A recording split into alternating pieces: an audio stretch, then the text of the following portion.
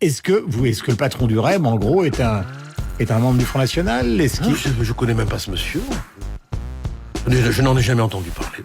Non mais ça, pardonnez-moi, mais... Je vous prends pour un con, oui, tout à fait. Vous me prenez pour un con? Oui, tout à fait, oui. Parce que je vois à la commission de Rodef que... Je vous prends pour un con, oui, tout à fait. Donc vous le connaissez très bien. Pas du tout. Bon, est-ce qu'il est membre du Front National? Pas du tout. Vous avez répété ça pendant... Mais je vous prends pour un con, je vous dis. Oui, d'accord. Ça s'appelle en tout. Non, mais ça ne me dérange pas du tout. On n'entend rien. Nous la paix et on vous foutra la paix en France. On vous foutra la paix en France? Mais monsieur, moi je vous imposerai la paix en France. À grand coup de pompe dans le cul s'il le faut. Je ne suis pas homophobe, je ne suis pas raciste, mais je suis conophobe. Oui. Voilà, recevez-moi 5 sur 5 si vous voulez bien. Je vous reçois 5 sur 5. Ou alors abrutophobie si vous voulez. Voilà. Écoutez, historiquement, la France, c'est pas un pays de race noire. Pas plus que l'Afrique, historiquement, n'est un pays de race blanche. Là encore, c'est hallucinant de voir qu'on ne peut pas dire que la France est historiquement un pays de race blanche, qui a eu des rois chrétiens, qui a été construit par le judéo-christianisme.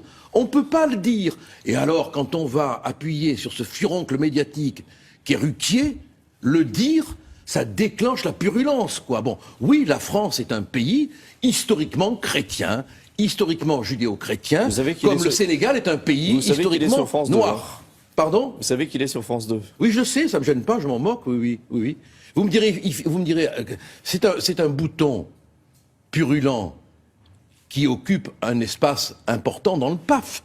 Si Valérie Schiappa disait la vérité, on le saurait. Bon, c'est pas le cas. Elle a une extraordinaire musique de langue de bois. Un minimum de respect dans votre expression, monsieur Collard. J'ai rarement entendu... Non, mais écoutez, je suis très respectueux, je dis ce que je veux. Non, vous n'êtes pas respectueux. Vous dites ce que vous voulez, et le respect, non, mais écoutez, ne me faites pas le coup du respect, parce que moi je respecte tout le monde, non, vous y ne compris les gens respectez qui disent n'importe quoi, vous voyez. Quelle a été votre réaction, Gilbert Collard, quand cette affaire a éclaté? J'ai été, mais alors, très choqué de voir la bite de Griveaux. Enfin, journalistes disent qu'en fait, il pourrait être manipulé par Moscou, etc. Voilà, écoutez, non mais alors franchement, pour voir la main de Moscou dans la masturbation de Griveaux, il faut de l'imagination. Vous le savez, et dans l'indifférence, hélas, générale, l'État islamique vient de faire du Front National sa cible de choix. S'il vous plaît. Je crois vraiment que je n'ai pas besoin de continuer. Si quand l'État islamique vise des Français et les frappe, ça vous fait rire, je ne peux avoir pour vous que mépris.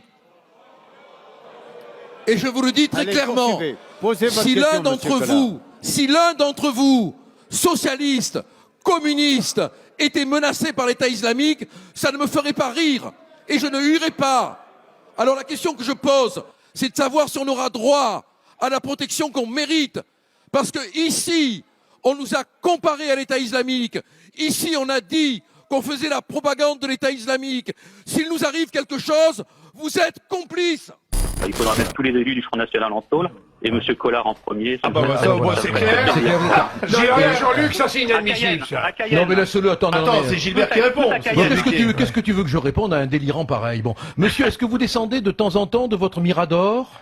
Ah oui, je descends souvent. Écoutez, la seule chose que je souhaite, c'est de ne pas avoir affaire à un geôlier comme vous. J'ai peut-être plus d'expérience que vous. Ah oui, de la torture, oui, des camps, bien sûr, oui. Non, mais attends, c'est énorme, ça, ce Jean-Luc qui utilise les ondes est en train de dire que par prévention, sur le simple fondement de ce que ce monsieur pense, sur ses water, on devrait tous aller en tôle. Non mais attends, c'est inacceptable, quoi. Je pense, monsieur, que vous méritez l'entonnoir du jour. Quand un type te dit sans te connaître, et moi je ne cherche pas à le connaître du reste, je vous mettrai tous en tôle, mais c'est quoi, c'est un facho ce mec? Alors Jean-Luc, vous êtes un fasciste, monsieur, je ne vous parle plus, vous ne faites plus partie de mes relations. Je crois que Daniel aura l'honnêteté de reconnaître... Daniel Cohn-Bendit est notre grand témoin. Oui, c'est notre grand faux témoin, parce qu'il est quand même un soutien de la République en marche. Il aura l'honnêteté de le reconnaître. Mais sur l'utilité de votre... Je suis fondamentalement... Vous avez deux représentants de la République en marche.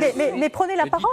Prenez la parole pour vous exprimer. Ce n'est pas la présence qui compte, c'est ce qu'on dit. Allez-y. Tu es de trop. Ah bon, je m'en vais. On me l'a déjà dit. On me l'a déjà dit. Monsieur Collard, S'il vous plaît, messieurs. Si je suis de trop, mais Messieurs, mon utilité, au moins, les vieilles guenilles, les faux culs de la politique, ceux qui ont dit que l'élection était un piège à con. S'il vous plaît, monsieur Collard, monsieur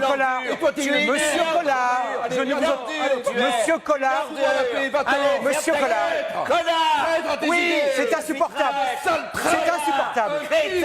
Coupez-leur le micro. C'est insupportable. Quand vous avez dit, avec votre voix médiatique tout à fait compatible avec les aéroports, quand vous avez dit... quelle insulte. Qu'est-ce que vous avez contre les hôtesses de l'air? C'est pas de notre niveau, maître Collard. Qu'est-ce que vous avez contre les hôtesses de l'air? C'est pas de votre niveau, ces attaques machistes. Mais qu'est-ce que vous avez contre les machistes? Me traiter d'hôtesse de l'air? Mais je vous ai pas traité d'hôtesse de l'air. Vous me dites... Assumez vos propos. Mais je vous ai pas traité d'hôtesse de l'air, c'est vous qui dites du mal des hôtesses de l'air. Alors, il n'y a rien qui vous a frappé dans le temps des cerises? C'est un chant révolutionnaire. Qui date de quand? Ah je vous laisse donner 1866, mais vous avez remarqué qu'on en fait le chant de la commune? Or, la commune s'étend 15. Pardon? La commune s'étend. Allez-y. En quelle année? Allez-y, dites-le moi. Je suis pas là pour répondre à votre question. Non, mais d'accord, 1870. Le temps est complètement maintenant obsolète, quoi. Bon, mais il nous protège quand même. De quoi? Il ne nous protège pas? De quoi? De l'ennemi? Lequel? Lequel, voilà, exactement. C'est à vous que je pose la question. Non, attendez, là on dialogue. Que c'est bien d'être bien questionné, même quand on est bête, on en devient intelligent. Ça, c'est pour l'intervieweur ou pour l'interviewé? C'est pour l'intervieweur. L'intervieweur. Très bien, autant pour moi alors. Vous finissez par une petite insulte. Non? Mais vous n'avez rien compris. Allez-y, redites-la moi. Mais qu'est-ce qui se fait apporter lui à Tranxène? Lorsque M. Mélenchon se permet constamment de pleurnicher sur les menaces qu'il encourt. Je vais vous dire une chose, M. Mélenchon. J'ai reçu un cocktail Molotov, moi. Je n'ai pas pleuré. Vous vous en foutez, je le sais. Il n'y a que votre tête qui compte. S'il vous plaît. J'ai un individu qui a été condamné à 2 ans de prison pour avoir menacé de venir m'égorger chez moi. Et vous êtes tu, trouillard, Monsieur Collard, s'il vous plaît.